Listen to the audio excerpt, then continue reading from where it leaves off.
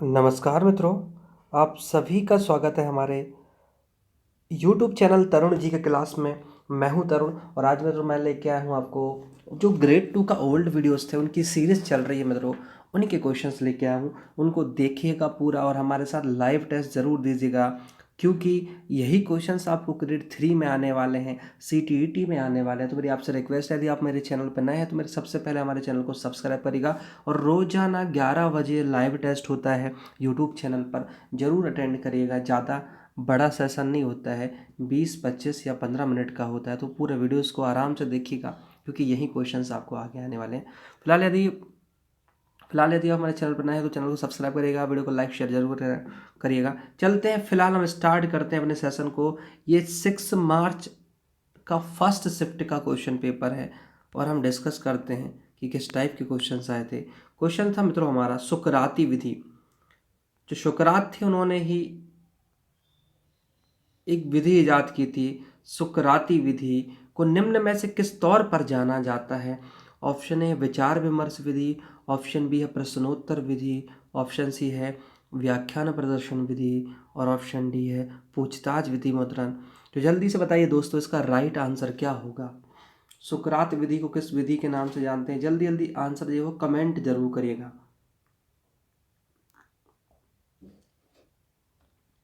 तो मित्रों जो इसका राइट आंसर होगा वो होगा हमारा ऑप्शन नंबर बी, प्रश्नोत्तर विधि, क्वेश्चंस आंसरिंग मेथड, यही कहलाती है सुकरात विधि। तो याद रखना, सुकरात विधि को हम प्रश्नोत्तर विधि के नाम से भी जाने जाते हैं। नेक्स्ट क्वेश्चन की ओर चलते हैं मित्रों। नेक्स्ट क्वेश्चन है, अभ्यास का नियम अधिगम में खालिस्तान के महत्व पर बल देता है। अभ्यास का नियम अधिगम में खालिस्तान के महत्व को बल देता है। पुरस्कार, तत्परता, अभ्यास और प्रभाव। जल्दी से आंसर कमेंट में जरूर करिएगा। अभ्यास का नियम, जो कि आपको पता थॉर्नडाइक के 3 नियम थे, तत्परता, अभ्यास, प्रभाव। तत्परता, अभ्यास, प्रभाव। तो जल्दी से बताइए इसमें से राइट आंसर क्या है? और इसका जो राइट आंसर वो ऑप्शन नंबर सी है हमारा, अभ्यास, प्रैक्टिस हमारा राइट आंसर है दोस्तों। चलते हैं नेक्स्ट क्वेश्चन की ओर। मैं आपको बस सिर्फ 5 सेकेंड्स का समय दूंगा, उस बीच आपको आंसर करना पड़ेगा, ठीक है? नेक्स्ट क्वेश्चन है दोस्तों हमारा, करोल ड्यूवेक के मानसिकता के सिद्धांत के अनुसार क्षमता एक बृहद दृश्य का मतलब है। आपको समझ में नहीं आया तो यहाँ पर इंग्लिश में भी लिखा है। ऑप्शन है स्थिर और अनियंत्रित विशेषता, ऑप्शन बी है एक व्यक्ति की विशेषता जिसे बदला नहीं जा सकता, ऑप्शन सी है बौद्धिक क्षमताओं का एक समुच्चय जो एक व्यक्ति के पास होता है, और ऑप्शन डी है कौशल और ज्ञान का एक विस्तृत विस्तार। तो बेटा क्या होगा इसका राइट आंसर? जल्दी से बताओ। करोल ड्वेक के मानसिकता का सिद्धांत। तो इसका जो राइट आंसर होगा मित्रों वो होगा कौशल और ज्ञान का एक विस्तृत विस्तार।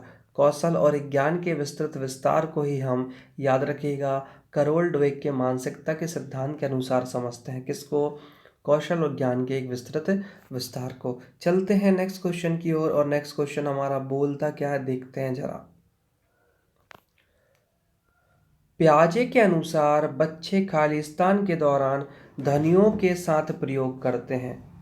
प्याजे के अनुसार बच्चे खालिस्तान के दौरान ध्वनियों के साथ प्रयोग करते हैं। ऑप्शन ए है पूर्व संक्रियात्मक, प्री ऑपरेशनल अवस्था, ऑप्शन बी है मूर्त संक्रियात्मक, ऑप्शन सी अमूर्त संक्रियात्मक और ऑप्शन डी है संवेदी प्रेरक। आपको पता है, जल्दी से आंसर पहले कमेंट करिएगा, आपको पता है जीन पियाजे स्विट्जरलैंड के थे और संज्ञानात्मक विकास का सिद्धांत भी जीन पियाजे ने ही दिया था। और इनके अनुसार जो बच्चे होते हैं वह ध्वनियों का प्रयोग करते हैं संवेदी प्रेरक अवस्था के अनुसार, ठीक है? सबसे पहली अवस्था ये आपने सुना होगा, संवेदी बोली है, सेंसरोमीटर की बात कर रहे हैं, उसी अवस्था में करते हैं बच्चे ध्वनियों के साथ प्रयोग। नेक्स्ट क्वेश्चन की ओर चलते हैं मित्रों। नेक्स्ट क्वेश्चन है हमारा, सक्रिय अधिगम, एक्टिव लर्निंग। तो सक्रिय अधिगम के लिए अधिगम का परिवेश क्यों महत्वपूर्ण है? एक्टिव लर्निंग के लिए जो एनवायरनमेंट है वो क्यों जरूरी है? ऑप्शन ए सहयोग के माध्यम से ज्ञान को विकसित करने के लिए, ऑप्शन बी कोई आकलन नहीं, ऑप्शन सी सामग्री से संलिप्त होने की आवश्यकता नहीं है, और ऑप्शन डी है यह कई संसाधनों का प्रयोग करता है। जल्दी से आंसर कमेंट में करिएगा।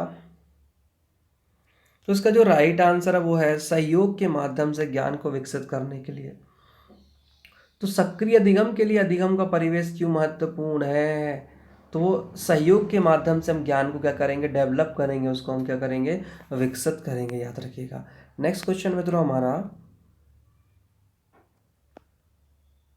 एरिक्सन की मनोसामाजिक विकास की कौन सी अवस्था विशिष्ट रूप से किशोर अवस्था में होती है? यहाँ हम एरिक्सन की बात कर रहे हैं। पहचान बनाम पहचान भ्रांति, जननात्मकता बनाम स्थिरता, विश्वास बनाम अविश्वास और घनिष्ठता बनाम विलग्नता।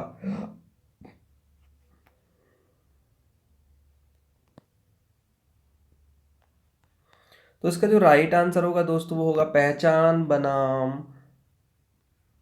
पहचान भ्रांति, आइडेंटिटी कंफ्यूजन। ये होता है हमारा एरिक्सन की मनोसामाजिक विकास की अवस्था विशिष्ट रूप से क्या देती है, किशोर अवस्था में होती है। पहचान बनाना है और पहचान भ्रांति, ये दोनों। नेक्स्ट क्वेश्चन है, किशोरावस्था में निम्न में से किस अवसाद का संकेत होने की संभावना होती है? यहाँ पर हम बात कर रहे हैं, ठीक है, संकेत कौन सा मिलेगा हमको किशोरावस्था में? अंकों में अचानक गिरावट, कक्षा में गैर हाजिर होना, दोस्तों से दूर हटना और मित्र समूह को बदलना। इसका राइट आंसर होगा मित्र समूहों को बदलना। याद रखना, मित्र समूहों को बदलना होता है किशोर अवस्था में एकदम से अवसाद का संकेत होने की संभावना। मतलब बच्चा जो होगा डिप्रेस्ड होगा तो अपने मित्र समूह को बदल देगा। याद रखना किशोर अवस्था में। ये क्वेश्चंस बड़े टिपिकल होते हैं। कई लोग ये ऑप्शन नंबर बी सोच रहे होंगे, कक्षा में गैर हाजिर होना, नहीं, मित्र समूह को बदलना। नेक्स्ट क्वेश्चन है, थॉर्नडाइक के अनुसार इनमें से कौन सा कथन तत्परता के नियम का सबसे अच्छा वर्णन करता है? ऑप्शन है, इसका अर्थ है कि प्रशिक्षण या अभ्यास अधिगम की दक्षता और स्थायित्व को बढ़ाने में मदद करता है। ऑप्शन बी है, इसका अर्थ है कि विषय की तैयारी या स्वभाव अधिगम में योगदान देता है। ऑप्शन सी, इसका अर्थ है कि एक उपर्युक्त व्यवहार के प्रहार होने तक जीव अपनी प्रतिक्रिया बदलता है। और ऑप्शन डी है, इसका अर्थ है कि प्रयास और त्रुटि के कारण संबंध बनते हैं। क्वेश्चन को समझिएगा। यहाँ पर हम तत्परता के नियम का सबसे अच्छा वर्णन की बात कर रहे हैं और मित्रों इसका आंसर होगा ऑप्शन नंबर हमारा बी। इसका अर्थ है कि विषय की तैयारी या स्वभाव अधिगम में योगदान देता है। तत्परता का नियम बोलता है कि जब सीखने के लिए आप तत्पर हो तब आप जल्दी सीख जाते हो, क्योंकि आप क्या होते हो, कॉन्सेंट्रेट होते हो। जैसे लाइव क्लास हमारी 11 बजे चल रही है, अब जो सीखने के लिए तत्पर होगा वो 11 बजे आके तुरंत क्लास को अटेंड कर लेगा। अदरवाइज लोग वीडियोस को बाद में भी नहीं देते। तो ये अंदर से आता है कि हम सीखना है। नेक्स्ट क्वेश्चन है हमारा, तर्कसंगत रूप से सोचने और उद्देश्यपूर्ण तरीके से कार्य करने की क्षमता खाली स्थान है। तर्क, अनुभूति, बुद्धि या रचनात्मकता।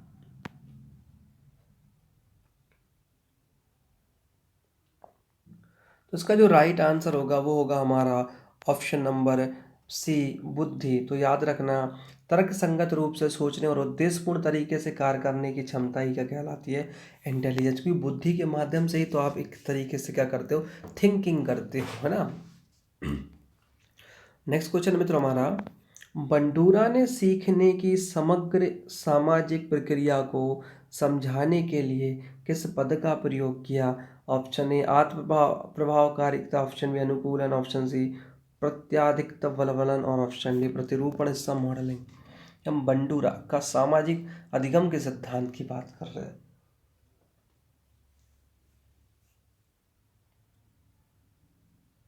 इसका राइट आंसर मतलब प्रतिरूपण या मॉडलिंग।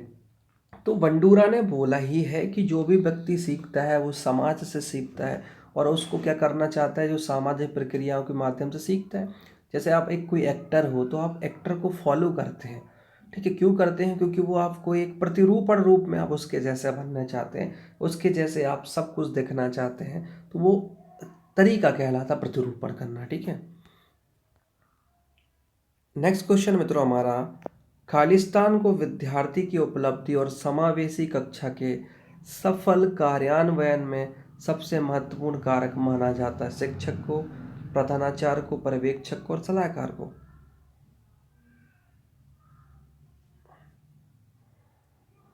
क्या होगा राइट आंसर इसका? इसका राइट आंसर है शिक्षक। तो शिक्षक जो होता है, टीचर को विद्यार्थी की उपलब्धि और समावेशी कक्षा के सफल कार्यान्वयन में सबसे महत्वपूर्ण कारक माना जाता है। नेक्स्ट क्वेश्चन है मित्रों हमारा, निम्नलिखित में से कौन से सिद्धांतकार विकासवाद और अधिगम की प्रक्रिया में जैविक परिपक्वता की भूमिका पर विश्वास करते थे? कोहलर, स्किनर, वाइगोट्स्की और पियाजे।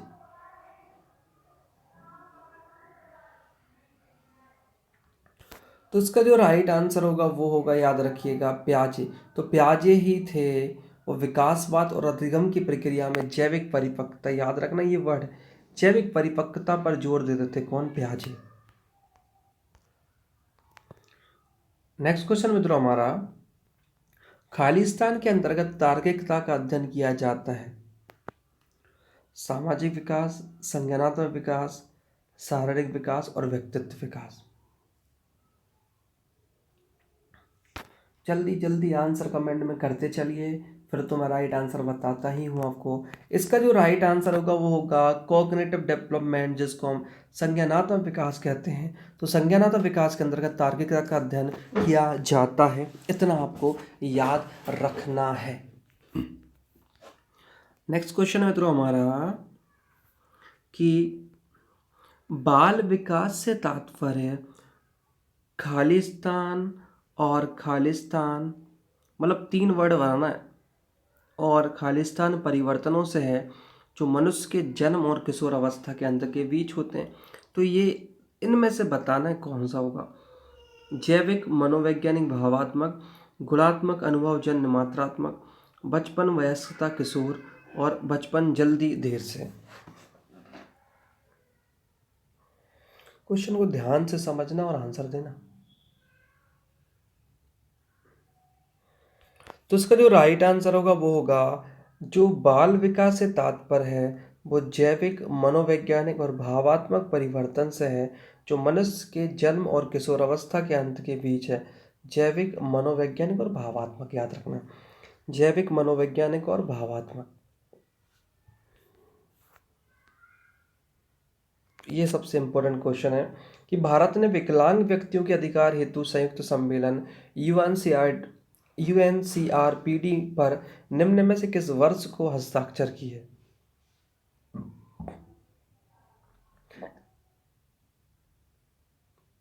United nation convention on the right of person with disability, है ना, 6, 7, 8 या 5। तो इसका जो राइट आंसर होगा दोस्तों वो होगा हमारा ऑप्शन नंबर बी, 2007। आपको याद रखना, याद रख लेना है।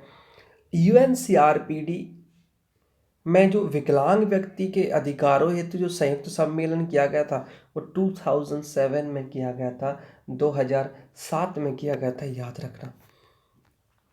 नेक्स्ट क्वेश्चन मित्रों हमारा, प्रतिभाशाली बच्चे किस संदर्भ में बेहतर होते हैं? पहला ऑप्शन उपरोक्त सभी, ऑप्शन ए है, ऑप्शन बी है केवल अन्य के साथ झगड़ा करने की योग्यता में, केवल समस्याओं को हल करने की योग्यता में, और केवल शिक्षक की सहायता करने की योग्यता में। दिमाग पे जोर डालिए थोड़ा सा। इसका राइट आंसर होगा केवल समस्याओं को हल करने की योग्यता में जो होते हैं बच्चे प्रतिभाशाली होते हैं। अब कई लोग ऑप्शन डी लगा रहे होंगे क्योंकि उनकी एक आदत ही बन गई है कि जहां उपरोक्त सभी और उपरोक्त दोनों देखे हमको वही लगाना है। लेकिन कभी कभी भाई थोड़ा सा दिमाग भी लगाना पड़ता है, क्योंकि जो प्रतिभाशाली बच्चे होंगे वो अन्य झगड़ा करने की योग्यता में कैसे बेहतर होंगे, है ना। तो ऑप्शन नंबर बी राइट है हमारा, केवल समस्याओं को हल करने की योग्यता में। नेक्स्ट क्वेश्चन है मित्रों हमारा, अब्राहम मास्लो ने प्रेरणा के निम्नलिखित सिद्धांतों में से किसको प्रतिपादित किया? कुल मिला के अब्राहम मैस्लो का सिद्धांत पूछा है। मानववादी, प्रेरक, ड्राइव या फिर अपेक्षा सिद्धांत। तो इसका जो राइट आंसर होगा वो होगा मानववादी। ह्यूमनिस्टिक थ्योरी दी थी किसने? अब्राहम मैस्लो ने। जो मांग के सिद्धांत पढ़ोगे ना तुम तब पता चलेगा कौन सी, मानववादी सिद्धांत दिया था। नेक्स्ट क्वेश्चन है मित्रों हमारा कि बच्चों में समस्या सुलझाने के कौशल विकसित करने में मदद करने के कुछ तरीके क्या हैं? एक हेलीकॉप्टर अभिभावक बने, बच्चों को गलतियां करने का अवसर न देना, बच्चों को जटिल विकल्प चुनाव का मौका देने से बचें, समस्या समाधान को अपने घर की संस्कृति का एक मजेदार हिस्सा बनाएं, या बच्चों को असफलता का सामना करने से बचाना चाहिए।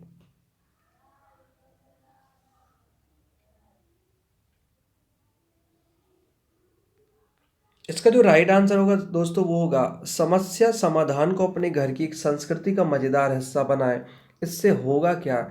इससे क्या होगा, जो बच्चा है ना आपके घर का, समस्या सुलझाने के कौशल को विकसित करने में मदद करने के कुछ तरीके ढूंढ लेगा। ठीक है, संस्कृति का हिस्सा बनाए उसको।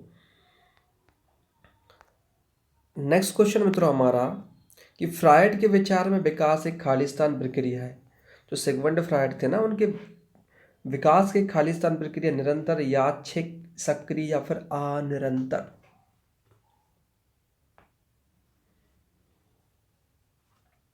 तो दोस्तों इसका जो राइट आंसर होगा वो होगा अनिरंतर। तो फ्रायड के विचार में विकास एक अनिरंतर मतलब डिसकंटिन्यूअस प्रक्रिया है, इतना आपको याद रखना है। चलते हैं नेक्स्ट क्वेश्चन की ओर, और नेक्स्ट क्वेश्चन है जब हमारी स्मृति में जानकारी हमें स्मृति में संग्रहित अन्य जानकारी को याद करने से रोकती है तो किस प्रकार की भूल होती है? क्वेश्चन को समझना। जब हमारी स्मृति में जानकारी हमें स्मृति में संग्रहित अन्य जानकारी को याद करने से रोकती है तो इस प्रकार की भूल होती है पतन, विलंब, संकेत आधारित भूल या फिर अवरोध। तो इसका जो राइट आंसर होगा वो होगा इंटरफेरेंस मतलब अवरोध होगा। कि भाई जो हमारी स्मृति में जानकारी है और उसको ही क्या है याद करने से रोकती। कभी कभी आपने देखा होगा कि कभी कभी आपके दिमाग में सडनली कोई चीज़ होती है पर आप उसको याद नहीं कर सकते हो। जैसे तुमने मैक्सिमम चीज़ें ऐसे देखी, अपने बोला उसका नाम क्या था, बोलते अरे उसका नाम बड़ा अच्छा था। अरे भाई नाम तो सभी के अच्छे होते हैं, बस वो बीच में अवरोध हो रहा है ना, याद रखना। वो इंटरफेरेंस हो रहा है, वही होता है। ठीक है, उसको अवरोध बोलते हैं। नेक्स्ट क्वेश्चन है कि शिक्षार्थी को फिल्मों या वृत्त चित्रों को देखकर सबसे अच्छा सीखता है वह किस प्रकार का शिक्षार्थी है? कर्ण संबंधी, प्रायोगिक, पठन लेखन या फिर दृश्य। तो इसका राइट आंसर है वो क्या है, दृश्य। तो वह एक फिल्मों को वृत्त चित्रों को देखकर सबसे अच्छा तरीका सीखता है तो वो क्या है, वो किस प्रकार का शिक्षार्थी है? दृश्य, याद रखिएगा। नेक्स्ट क्वेश्चन मित्रों, भाषा सीखने के लिए शिशुओं को जन्मजात क्षमता पर किस प्रकार का भाषा सिद्धांत केंद्रित है? व्यवहार, पोषण, सहज या सहज ज्ञानवादी।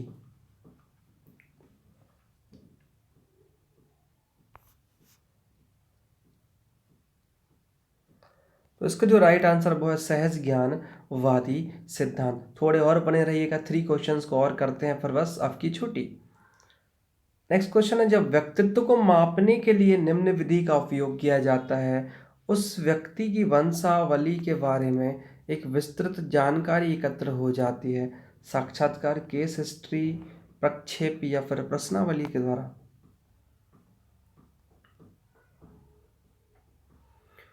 इसका राइट आंसर है वो है केस हिस्ट्री। मतलब आप जैसे एक परिवार में जाते एक बच्चे के बारे में आपको पता करना है तो अब एक परिवार की जब केस हिस्ट्री निकालते तो पता चलेगा कि भाई उस परिवार में उसके पिता, उसके दादा या उसके जो रिलेटिव हैं क्या काम करते थे। तो यदि वो एक अपराधी बालक जो है अपराधी वंशानुक्रम से आ रहा है तो कहीं ना कहीं वो गुण उसके अंदर भी रहते। तो वो केस हिस्ट्री के द्वारा हम उसकी वंशावली के बारे में विस्तृत जानकारी एकत्रित कर सकते हैं। नेक्स्ट क्वेश्चन मित्रों हमारा कि यदि शिक्षक को निर्देशात्मक सामग्रियों को व्यवस्थित करने से पहले छात्रों की शक्तियाँ और कमजोरियों के बारे में जानना है तो शिक्षक को किस प्रकार का संचालन करना चाहिए? सारांशित, नैदानिक, अंतरिम मूल्यांकन या फिर रचनात्मक मूल्यांकन।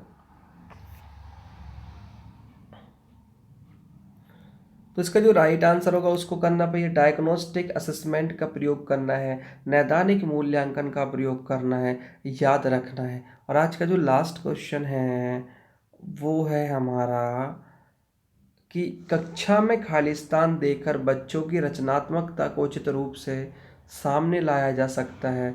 गृह कार्य, टिप्पणियाँ, आरोपण या फिर समानुदेशन।